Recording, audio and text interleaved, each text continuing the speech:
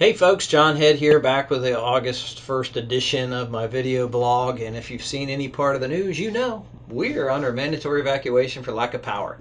I'm unfortunately sitting here in a nice air-conditioned office due to a 125 kVW generator that's 1970s, mid-70s vintage. Gives a little fickle now and then, but it's still performing well. So anyway, a couple questions came up in reference to my last video blog, and some more that I'm going to be addressing mid-month. But this one was, what is your position with the Outer Banks Association of Realtors that you mentioned in the bottom of your emails and replies? And I said, well, I'll answer that. I was fortunate to get elected to be the Outer Banks Association of Realtor president for 2017. The process started in 2015. And thrilled and honored to serve the 950 members in this capacity for this year. About 850 of those are practicing agents across the Outer Banks. I just wanted to let you know that what we're actually fighting for and advocating for you, our customers and clients, for private property rights and your ability to someday, if you don't already, own a beach home or a dream cottage at the beach. And so I'll give you three breakouts real quick. One, locally, we're fighting here for septic rules interpretations because Dare County was in an audit and they got reinterpreted the rules. Nothing's changed. The legislation hasn't changed. It's just somebody in Raleigh's interpretation of how they should be affected. So we've formed a relationship, which we've always had, but we collectively come together with the Outer Banks Builders Association Home Builders Association, to introduce legislation to get this resolved quickly. And because it affects ultimately your property and the value of it because of the cost of a potential engineered septic system on a lot that should only require a conventional system. So that's right here, Dare County. That's what we're working on. In the state level, that's a battle and a half with legislators coming from all across the state, but it's certainly worth fighting for. So we were in Raleigh a while back now. It's been about 4 or 5 weeks ago.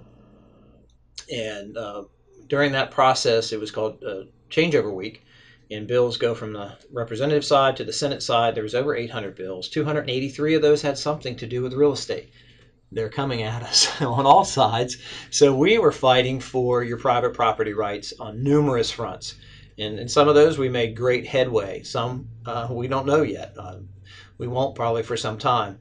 But some of the issues of whether you're getting taxed on services and how you want to do some upgrades to your house and how that's going to come in a sales tax form.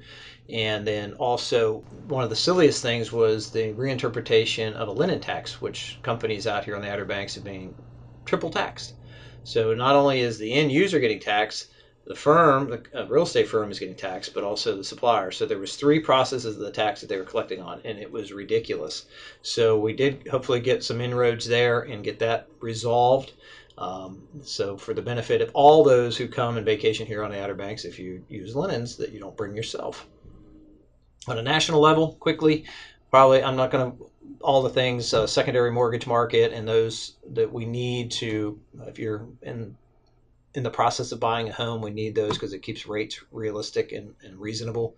And then also probably the highlight or the biggest concern that we have is a national flood policy that expires in September, and we're trying to get that resolved. I'm going to attach a link here quickly to the bottom that you can look at. Call your local representative, no matter what state you live in, because whether if you're in a river estuary or along the beach or a shoreline or a lake, you and have a mortgage, you have to have flood insurance, and that system we need repaired.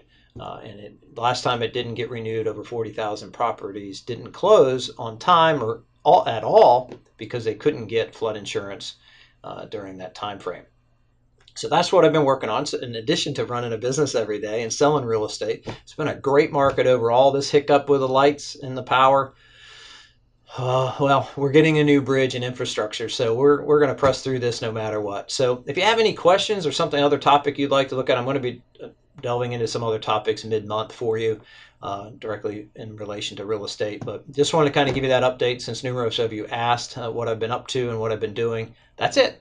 If you have any questions, call me, drop me a line, 252-995-5500, or email me, John, John, @colonyrealtycorp.com. Thanks, folks. And if I don't see you soon, I hope to see you between now and the fall here at the beach and enjoy this beautiful weather we've been having. Take care.